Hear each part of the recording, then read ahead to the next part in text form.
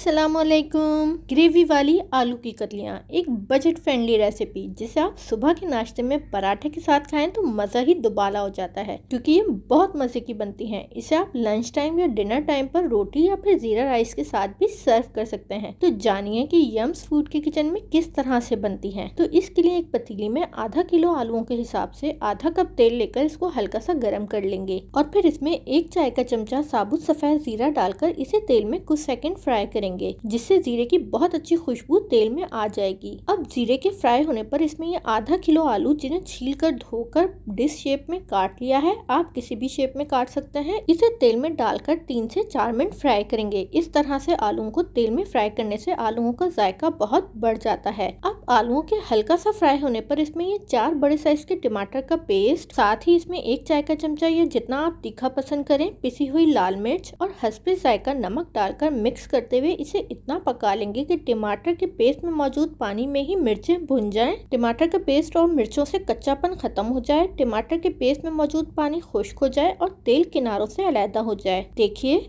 मिर्चें और टमाटर का पेस्ट अच्छे से भुन गया है और तेल भी किनारों से अलैदा हो गया है। अब इसमें 2 कप या फिर आलूओं के गलने और जितनी आपने ग्रेवी रखनी हो इस हिसाब से पानी डालकर इसे मिक्स करेंगे और फिर सालन में जोश आने पर पतीली को ढककर 10 मिनट के लिए बिल्कुल हल्की आंच पर आलूओं को गलने के लिए छोड़ देंगे, जिससे आलू भी गल जाएंगे और ग्रेवी भी अच्छी सी बन जाएगी। अब 10 मिनट बाद देखिए आलू चेक कर लेते हैं, आलू गल चुके हैं और ग्रेवी मेरे मुताबिक बहुत मुनासिब सी है। आप जितनी चाहें इसमें ग्रेवी रखें। अब इसमें मुट्ठी भर बारीक कटा हुआ हरा धनिया, 1 से 2 अदद लंबाई में कटी हुई हरी मिर्च और 1/3 टीस्पून पिसा हुआ गरम मसाला डालकर मिक्स करते हुए धीमी आंच पर 1 से 2 मिनट पका लेंगे, जिससे डाले गए अज्जा का जायका और खुशबू इन आलूओं की कतलियों में आ जाएगी। यहाँ ये बात बताती चलूं कि इसमें पिसा गरम मसाला डालना ऑप्शनल है, आप चाहें तो स्किप कर दें, पर मैं रेकमेंड करूंगी कि डालिए, क्योंकि इससे बहुत अच्छी खुशबू और जायका आ जाता है। देखिए अब ये मजेदार सी आलू की कतलियाँ तैयार है। अब इसे सर्विंग डिश में निकालेंगे